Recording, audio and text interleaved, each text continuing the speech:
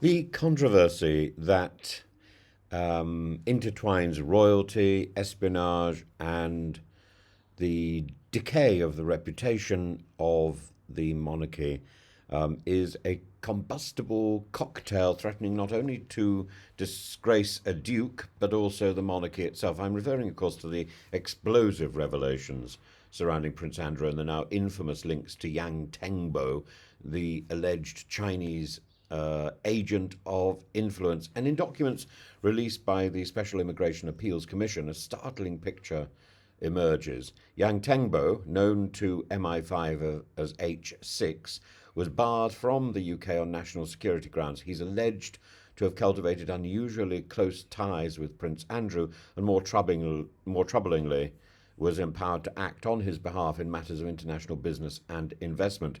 Yang helped establish Pitch at the Palace China, a spin off of the Duke's entrepreneurial initiative, and later collaborated on the so called Eurasia Fund, a £2 to £3 billion vehicle linking Chinese investment to African renewable energy projects, nominally under Prince Andrew's aegis. And communications between the Prince and President Xi were facilitated by Yang, and birthday letters to Xi were reportedly sanctioned or at least not discouraged by Buckingham Palace itself. This is not merely an embarrassing footnote, it's a constitutional issue. The monarchy, though ceremonial, is bound by the principle of political neutrality. Yet here we have a senior royal, eighth in line to the throne, acting as an informal diplomatic and commercial conduit to the Chinese government via an individual considered by British intelligence to be a threat to national security. Worse, the documents suggest that both King Charles and senior royal aides were at least partially informed of Andrew's plans, if not of Yang's identity, through covert meetings at Windsor. It all sounds very cloak and dagger. And the palace denies that Yang was ever mentioned, but if true, the fact that Andrew's closest advisor was aware of MI5's warnings from 2021 and chose to proceed speaks of gross dereliction of duty. The monarchy is not an ordinary family, it's a pillar of the state. And the suggestion that a senior royal could become compromised, however inadvertently, by a suspected agent of a foreign government, particularly one as aggressively strategic as China appears to be, is deeply alarming. So espionage in the 21st century is rarely the same sort of cloak and dagger thing that we saw, for example, in Richard Hannay. It's about soft power access and elite capture. And the Chinese United Front work department doesn't need secrets. It needs sympathizers, open doors, high-level endorsement. And Prince Andrew, seeking post-Epstein rehabilitation and financial independence, appears to have offered all three. The palace's attempts to distance itself are understandable but inadequate.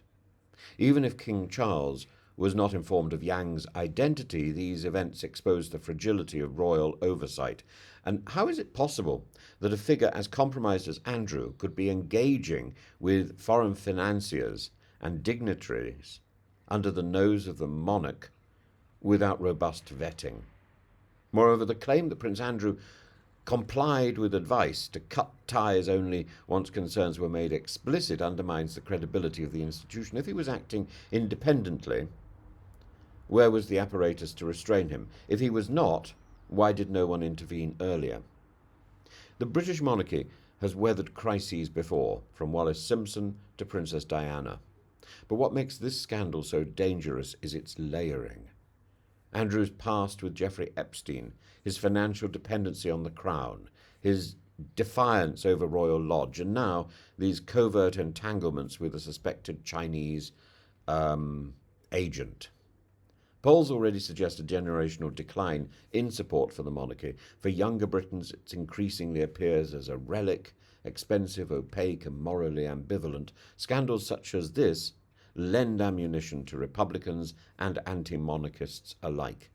And crucially, this is not a tabloid embarrassment. It's a national security scandal in the guise of royal misadventure. So, where do we go from here? The monarchy needs to recognise that the reputational liabilities of Prince Andrew are no longer containable. Symbolic gestures, removal from royal duties, eviction threats, stripping of patronages are insufficient. There must be a formal disassociation. Moreover, the palace must establish a transparent framework for the activities of non-working royals, particularly when they engage with foreign entities. What I don't fully understand is how brutal the palace can be towards Prince Harry, who doesn't seem, frankly, to be a threat, and how indulgent it can be towards Prince Andrew, who has been earmarked as a problem for years. Ultimately, if the monarchy is to retain its legitimacy, it must embody restraint, impartiality, and prudence. And Prince Andrew has repeatedly demonstrated none of these virtues.